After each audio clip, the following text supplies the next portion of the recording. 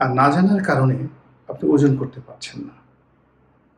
তো এই যে আমরা দীর্ঘদিন না জানার কারণে কেবলই মাত্র আবেগ দিয়ে মুক্তিযুদ্ধকে অতিমূল্যায়ন করেছি অথবা অবমূল্যায়ন করেছি।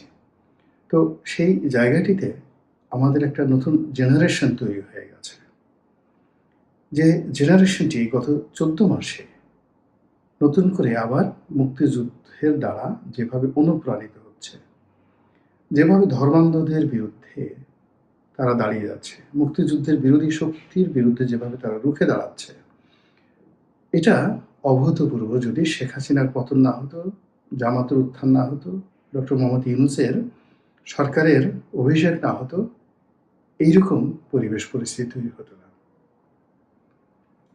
শেখ হাসিনার পতনের আগে একটি স্লোগান খুব জনপ্রিয় হয়ে পড়েছিল, তুমি কে আমি কে, রাজা